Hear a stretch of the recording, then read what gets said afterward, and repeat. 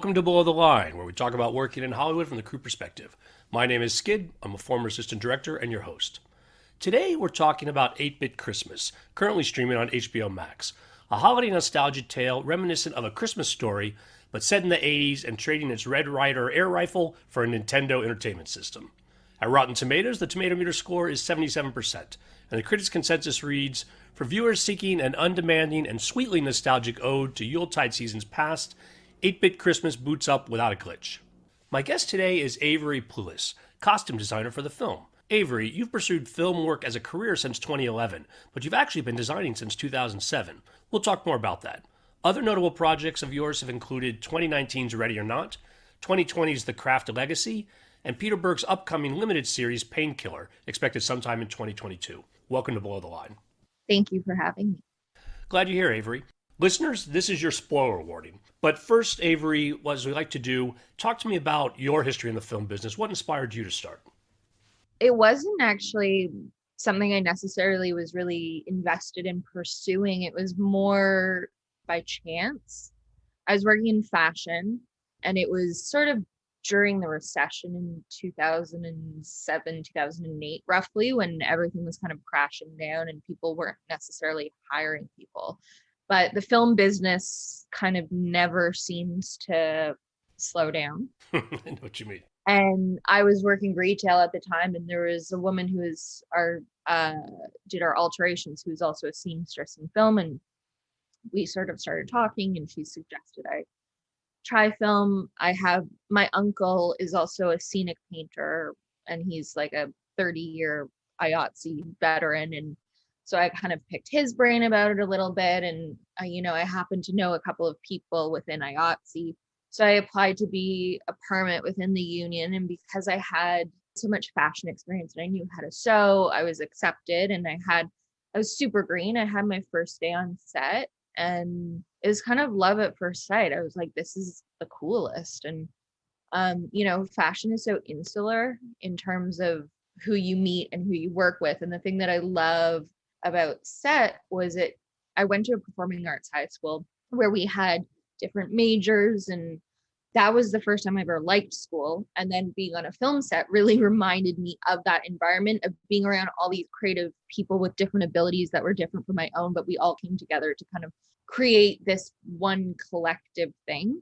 And so I sort of fell in love, and then I ended up randomly as a daily on the show Suits, and then they liked me, and so I turned into a weekly, and then the weekly turned into being a permanent costume assistant, and then that turned into doing stuff on set, and then that turned into being a costume buyer, and then that turned into working directly with Jolie, the costume designer. And working under her, I realized I wanted to be a costume designer.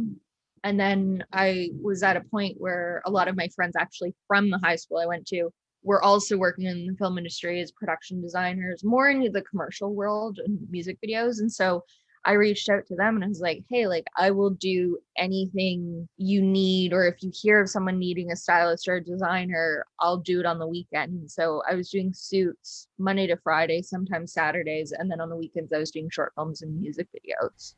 That's interesting. So you really went up through the ladder on Suits, got to see all the different aspects of how the wardrobe department is structured. But at the same time, you were pursuing new opportunities wherever you could, as far as packing your weekends with these additional works, the shorts and such. Yeah. And so what then was your transition to actually doing full-time costume design?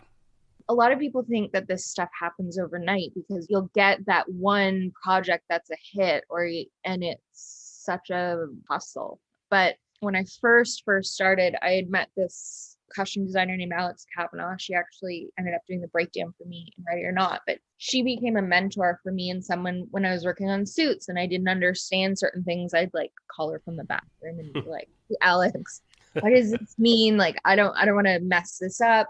But Alex was teaching this course in Toronto that I took. And at the end of it, she was like, if anyone is a young costumer, needs more experience, let me know. And I guess a bunch of people went up and talked to her and wanted to do it. And she was like, okay, email me. And I was one of the few people that actually followed through.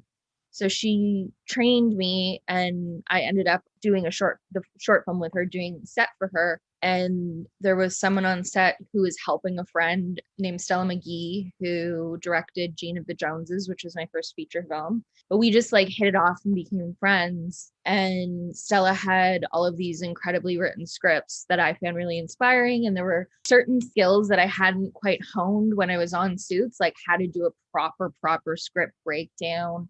Like I knew how to do mood boards from working in fashion. And I actually think that's one of my strengths. Like I love doing my mood boards early on, but I didn't really know how to do them from a character standpoint. So I used Stella's scripts as sort of my blueprint for learning my craft as a costume designer.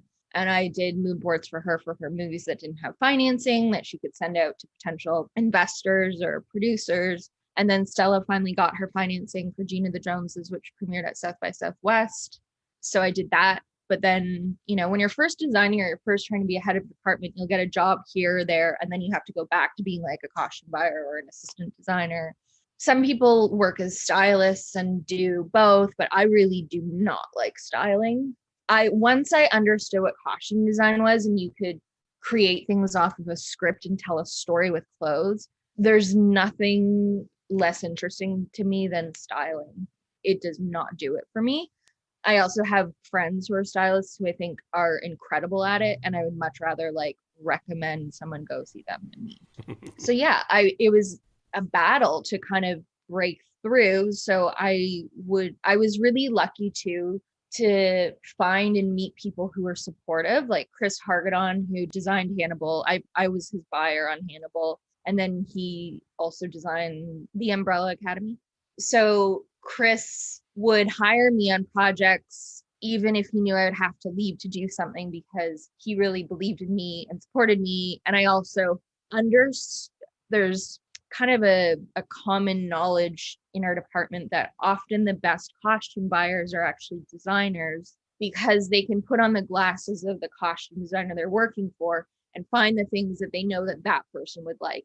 And I had a shorthand with Chris. So it was kind of like, whenever you're available, I'll take you, I'll find space for you. So he was really instrumental for me in surviving trying to be a costume designer, because he would always hire me. And then when I had an interview, or if I had to leave and give like a week or a couple of days notice, he'd be like, yeah, go do it. So I was really lucky in that regard. But it was a lot of stop and go.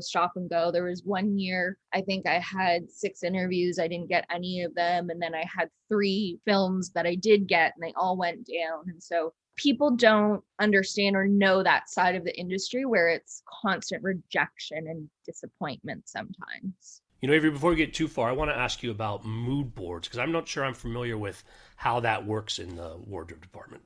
Generally speaking, when I get approached for a project, if I haven't met the director before, I will get the script from my agent, and then I will get a meeting set, and then I'll have to do sort of a pitch deck, which I do in InDesign, Adobe InDesign. And it depends on how much time you have before the interview, but I will generally do the top 5 characters. So I will find images online that I think are inspiring, items I think that character might wear. If it's period, I'll look at kind of historical imagery, catalogs from that time, depending on the working class of the person. I love Sears catalogs because it is such a great reference for what the generic public would have bought at that time. So I'll do mood boards, and then you generally present to the director and have a conversation about the script when you first meet with them. And then if you get the job, you go away and you kind of adjust things based on their notes or ideas you've come up with. And it becomes kind of your Bible for your department. It can often change many times over completely. Like if the director changes their mind, or you can plan all red for a character and then the actor gets cast and they hate red or look horrible in red. That's the thing. It's sort of your foundation, but it's never really 100% set in stone. So Avery, you started getting more of these feature films. One that hopped out at me looking at your IMDb page was Ready or Not. Was that a breakthrough movie for you, or did you not know what it was going to be when you were there on set? I had no idea what it was going to be, but that movie changed my life and my career 100%. It just opened up doors like crazy for me. People just did not get the script. And I recently had dinner with the directors and Chad, their producer, and we were talking about how people just did not understand the script. It seemed so campy and ridiculous, and it was going to be this like hokey, horrible film. And there was just something instinctually that I felt like I had to do the movie, and I went into it with the goal of just enjoying the process of filmmaking and not caring about the end result. I think that was the year that I had so much rejection and disappointment. And so I was kind of just like, you got to let go of being invested in outcome and just enjoy the actual job that you like doing. And I actually think that was the secret to the success on my end. But yeah, it fully changed my life. It changed Radio Silence, the directors and producer, their collective. Like they just did the new Scream. It was a huge movie for all of us, and we share that as a bond, which I think is really special. So talk to me about joining the production of 8-Bit Christmas. How did that come about? I had just finished production on Sex Life, the Netflix series I designed earlier in, I guess, 2020, and then finished, I guess, earlier this year in 2021 because of the pandemic. No, I finished it in 2020. With COVID, it feels like. But anyways, I had just finished that project in December of 2020. And Jonathan Sadowski, who plays Devin on Sex Life, is also a producer. And he FaceTimed me randomly. I was like, oh, what is this? Sure, whatever. We were buddy, and he was like, I'm producing a movie. I don't know if you remembered me talking about it, because it had been kind of in production before we shut down for Sex Life. They were in pre-production as well, and it came back up, and their costume designer that they had was no longer available. So anyways, he was like, you obviously have to interview with Michael Dowse, the director, but I would love it if you did this because I think you're great. So that was like on the last day of filming Sex Life, I got that call. And then in wrap on Sex Life, I interviewed with Mike and we hit it off. And next thing I knew, I was prepping 8-Bit. So talk to me about production. As I understand from what you've said, they did some prep, were interrupted for COVID, started back up. I know they filmed the movie in Toronto. How much prep did you have, and how long was the shooting schedule? I think I had 7 weeks of prep, and I think it was a 35 or 40 shoot day schedule. It was like enough, but it wasn't crazy long. And the costume designer who was on previous to me had done some prep. So like Jake's jacket that had been designed, these spree boots she had sourced. So there were elements of it that she had kind of put her touch on. And when I went in, we were in a pandemic, and I don't really have an ego when it comes to stuff like that. So I said to Mike, the director, I was like, her name's Leia Carson. And I said, Leia has designed these items, and I don't know if you've had meetings about them or what this is. And, do you still want to use this? Because if you like this, like, I'm not going to, I don't know, redo things because I'm the designer and I feel holier than thou. So he was like, oh yeah, I remember seeing that. I would like to use that. But it wasn't a ton of stuff. So I kept the integrity of what she had kind of done in some respects. And then I put my own touch on it. Like, some of the Boy Scouts patches, they designed maybe 6 of them, but I thought they needed to be brighter and different colors. And she had picked the green color for the Boy Scouts, but she had different hats with them. And I changed, I didn't like the sash color and I didn't like the necktie color.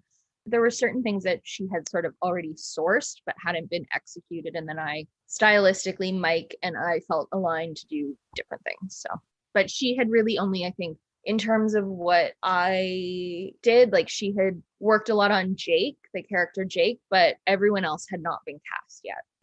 So their pre-production had been interrupted by COVID, but they hadn't done any actual filming yet. So you guys came back in, picked back up with pre-production, and led into the shooting. But you guys are working under COVID conditions through this entire time. Give me a sense of what that was like and how it affected the work on the project. I'm not gonna lie, it sucked, the COVID act. It was experience in Toronto with COVID has not been a pleasant one, just with our government and lockdowns and no consistency. So at that time we went into a full lockdown where no stores were open. So what I did when we started, and I had just done a show, and we were one of the few people, Sex Life was the first show back in Toronto within IATSE during COVID. So we had actually kind of created a bunch of the protocols and how to manage and deal with certain things. And so we went in knowing kind of what we were up against. But when you work with kids, you need often a multiple of 3. So you need a hero item, which is like their main item. You need a backup item for the child because they will likely spill. And then in kids projects, you generally have a photo double because they can't work past a certain amount of time. We knew we were doing period and that we needed to have sort of a plethora of items. So we ordered from several stores that were making things that still looked 80s. And then my assistant costume designer, Laura, and I ordered basically a store's worth of fabric. And we just made as much as we humanly could, which I loved because I love me. But wow, that's got to be a ton of work. I think we made all of the kids' coats except for Connor Stump and obviously Josh Jagorsky's stuff. But yeah, all the other kids. Now, were you able to meet with these kids, or even you just did that under COVID protocols as well, but probably not as much as you would like? And then also in Toronto, we had a 2-week quarantine. So the kids would get to Toronto and you had to quarantine for 2 weeks. So what we did was we safely had clothing items delivered to them. And then I would do Skype fittings with them, or not Skype, Zoom. Skype is so bad here. We would do Zoom fittings, and then their parents would take fitting photos of them and email them to me. And if I felt they fit them well or looked good, I would send them to Mike, the director. So it was not ideal, but we made it work because that's what you do in film in general. But yeah, it was not particularly enjoyable. The other aspect of this film that I think presents a particular challenge, you alluded to it, but that it's set in the 80s. Talk to me some about how you interacted with that decade and how that affected your design. There's a wonderful costume designer who's retired now named Delphine White, who's Canadian, and she's been really lovely to me. And I've been slowly buying part of her library. And so I acquired her 80s catalog. So I did a ton of research using that and my beloved Sears catalog. And then, we used rental houses here in Toronto. And what we would do is, I would find some items that I loved, but we obviously didn't have doubles on them. So we would find similar fabric and make it in a slightly different fabric, but still felt period accurate based on the original. And then there are actually some places in Los Angeles, I forget the name of it, but they sell dead stock kids clothing in multiples. So we found t-shirts and jeans and stuff like that were available. And so we just bought in bulk.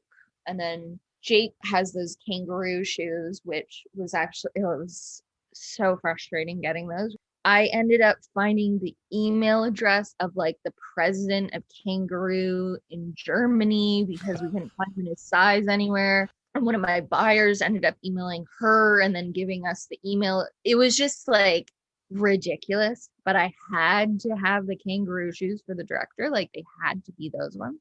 And we needed to find enough in them because the thing that you also deal with kids is not only do you buy the 3 items, but I like to do an additional item in a size up because they always grow.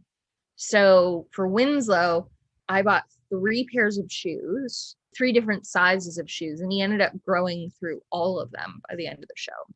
But we ended up finally getting those kangaroo shoes from Germany, but it was such a disaster getting them in COVID. Because also shipping took forever because, something like Wrangler jeans or Levi's 501s, like those have not changed. So I ordered basically a stockroom worth of anything and everything I could find that was period accurate off the rack.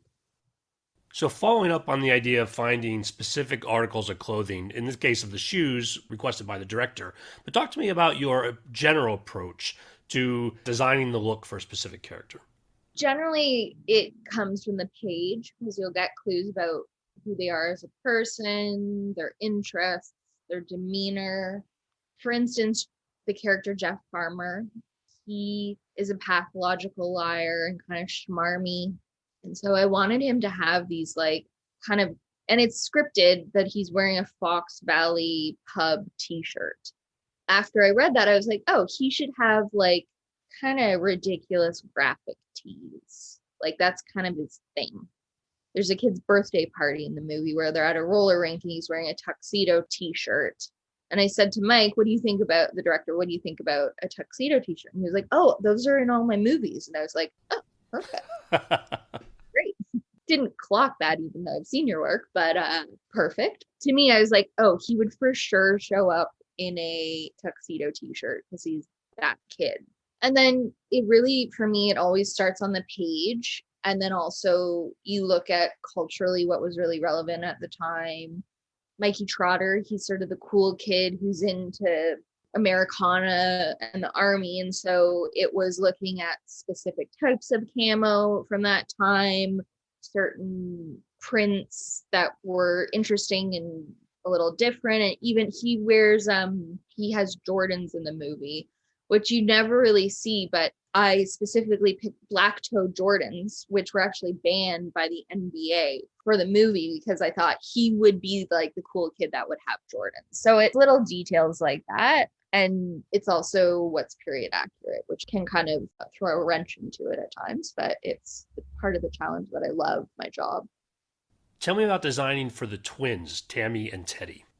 Yeah, for sure. Like Tammy and Teddy, their jackets are the same, their boots are the same. And I approached it as, okay, their mom has gone to probably Macy's or somewhere probably even cheaper. But I didn't want Tammy to feel too girly, but I also didn't want her to feel like she felt like she had to be one of the boys. Like what drives me crazy in certain parts of media is you see girls who are within a circle of boys and then they just look and dress like the boy. And she's super smart in the film. And so I wanted her to not be sort of, hyper masculine to make her worthy of being amongst these other kids. So it was important to me that she did feel a bit feminine within also dressing like Teddy. And what we actually did, and this was deliberate, Mike and I, in Teddy's costume changes, if you actually watch the movie like all the way through, he actually copies what she wears. So, she'll wear a polo shirt one day and he'll wear one the next day, or so that was sort of how I approached it. And he's sort of not an individual by any means. Also in particular looks, I was curious about Jagorsky. You briefly mentioned the jean vest earlier. Tell me more about that iconic piece of clothing that he's wearing and why that was appropriate for him. That was all Mike, the director. When we had our meeting, he was like, this is exactly what I want. I want like a Ramones bully metalhead character. And I think if I remember correctly, in the novel or in the script, he's scripted as wearing a band tee. I think we couldn't get the rights to the original tee that he was supposed to be in, but we got Slayer and Pantera. And so we just did a rotation of band tees with him and then this uniform. Because the thing about the project is also it's supposed to feel like a memory, right? Like this is Jake reliving his life to his daughter. And so for me, when I think, a lot of it is probably because I'm a costume designer, but when I think of people, I think of like the jacket that I remember them wearing as a kid. And so I wanted this scary, literally larger than life bully to feel like a memory. And so he wears the same jeans, vest, leather jacket, different band tees, but the whole way through the movie. And then I hand drew, there's little sort of like drawings and illustrations on his vest, which I drew. And then you can kind of see these little ticks that he's drawn like around the hem of the vest, which is, I thought it was how many kids he's beaten up. But yeah, I loved that character. Continuing with the individual characters, talk to me about Connor Stump, described as the weirdest kid in school. I love Connor Stump. He's my favorite character. He's just so ridiculous. I wanted him to feel really like kind of hodgepodge and his clothing to not feel like it really fully made sense. Mike wanted him to have a recorder belt, which I loved, which we made it of a piece of shoelace. I love a sweater vest. So he wears sweater vests over t-shirts. And then he wears, I think 90% of the time, sweatpants with his sweater vest. So I just wanted it to feel a little odd and off. And then his freaky freezy gloves were scripted. They're the gloves that kind of change color with water, or I guess snow. And then I found his hat, I think it was at Fall Raven, that brand, and it had a giant patch on it that I took off because I didn't like. I wanted him to feel very 80, and his boots too. Like I wanted very 1980s elements, but then him to have very classic pieces, but it all feel very hodgepodge and not deliberate or intentional. So I'm also very curious about the clothes worn by the Keene family. We meet Timmy Keene Jr. at first when he's allowing the people into his house. And then later his sister comes along and his father make appearances. Well, I wanted them to obviously feel wealthy, which is the silk pajamas. That those were scripted, and so is the karate robe. The thing about the 1980s, which I really like, and the 80s gets a really bad rap, but there were a lot of great components to the 80s, like prep style, which is what I leaned into for the Keene family. So that very academic look and kind of hoity-toity feel, which is the polo shirts and the Argyle and the penny loafers. So I really leaned into that. And we looked at Jennifer Grey and Molly Ringwald for Tiffany Keene, but ultimately we ended up with a very classic kind of costume for her. And then the parents, I wanted them to just feel so out of touch and ridiculous, which is where the fur came from. Yeah, just as out of touch and kind of untouchable. We talk about creating these unique looks for characters. I'm curious about the importance of choosing the clothes for Neil Patrick Harris and his daughter that's going to be the framing sequence. In other words, we're going to see it over and over again, but it really can't punch the same kind of way, or does it? Like, what about the clothing in a framing sequence maybe is different than regular designing? I wanted Jake to have a bit of a reference to what he wore in the past. Like he wears a Henley in the future, and he wore a Henley when he was actually working on the treehouse with his dad. So it's kind of a tie-in, but I wanted it to feel more grounded in like an actual color that he would wear. So gray, kind of boring, but Neil Patrick Harris also looked great in gray. And then for Annie, I just wanted her to feel super modern and kind of interesting in this, again, mix of some, like she wears Doc Martens and kind of utilitarian cargo pants. And then you have like a pink hat and a polka dot jacket. I wanted her to feel modern, and there was such a gendered aspect to the disdain of the girl boots in the movie that to some would seem problematic, but to me, it was such a thing at the time, and it would have been such, like, that is the truth, that that boy would have been teased for them and would have felt offended. And she actually calls it out in the script and in the movie, which I loved that they did that, because they kind of turn it on its head. And so I thought for her, because she calls that out, it would be really great if we didn't make her feel too sort of one way or the other, and there's a mix there. So that was sort of my intention with her. And she has all these layers because we see her exterior and interior in different phases. And so I needed her outfit to kind of unfold in a really effortless way. You talked about the girl boots, those purple boots with flowers on them. Scripted item, obviously, but again, as the designer, you read it, where is your effort then in actually making it a reality? So Mike, the director, was hell-bent on those boots. They had to have those boots. And Leia, the previous designer, had actually sourced those boots. But we had to reproduce them because we needed multiples for the kids. And there was no way we were going to find them. And Warner wasn't going to clear them because no one could get a hold of a spree until 3 weeks before camera. So then I had to build 7 pairs of Esprit boots, like based off of the hero, within 3 weeks in a lockdown. So I actually have a friend who's a shoemaker, so I called her begging her. There's little patches on them, and there's like a trim. So I had that completely reproduced in Los Angeles. And yeah, Mike was not going to take no for an answer on those boots. So I just had to figure it out. And then, of course, the multiples, right? As you mentioned before, for the kids, that's like an extra complication. Well, and then also like Katie, the girl who also has those boots in the movie, she has those boots and she has multiples. So it was, yeah, we needed many. Now, what about the baseball team? It's a short bit where they're playing baseball, but uniforms have changed in the last 30 years as well, as far as what kids wear.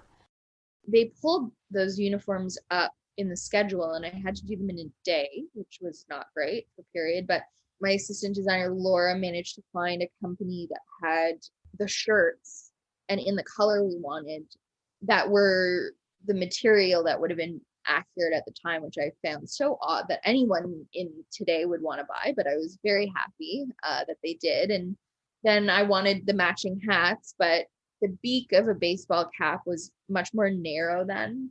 And also just the shape, like the crown of the hat. And so we had a really challenging time finding that color. And finally, I found at Mark's Work Warehouse, which is a store in Toronto that's kind of they sell like Carhartt and Levi's and kind of American workwear like Dakota.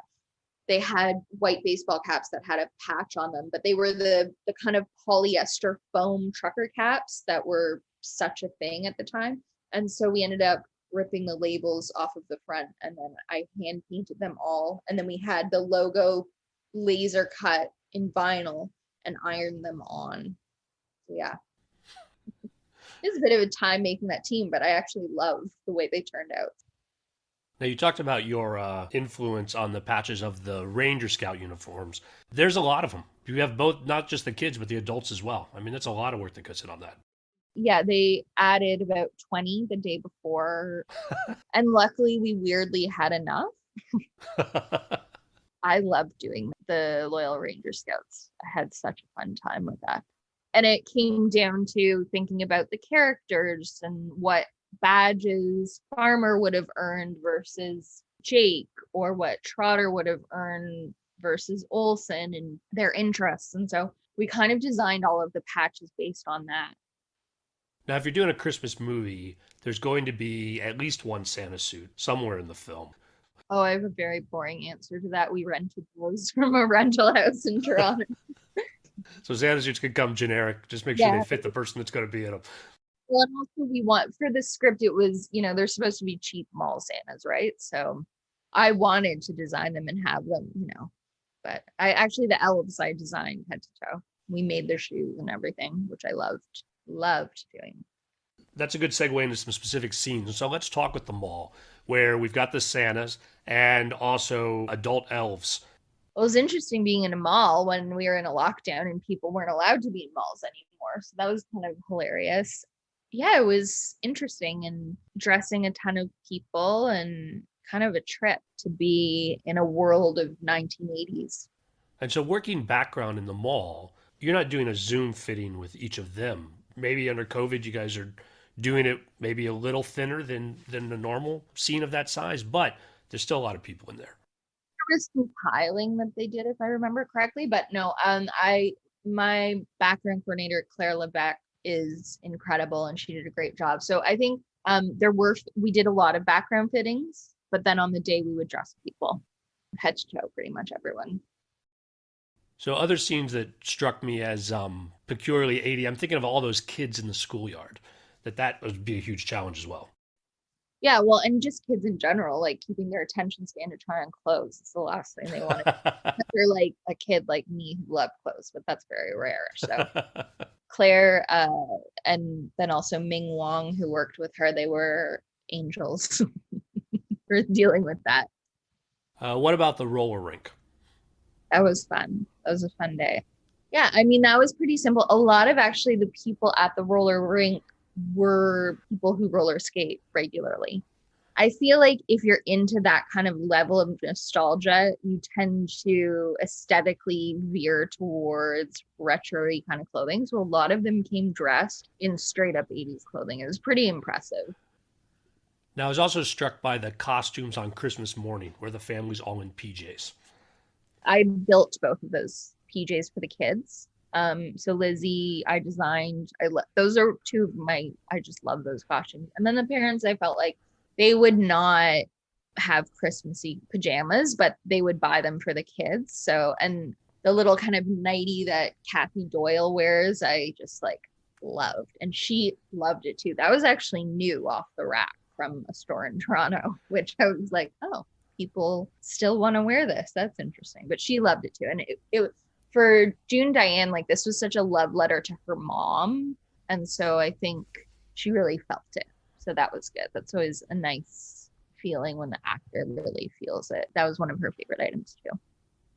Now, Avery, you've had a lot of favorite or close favorite costumes, but what from this movie haven't we talked about?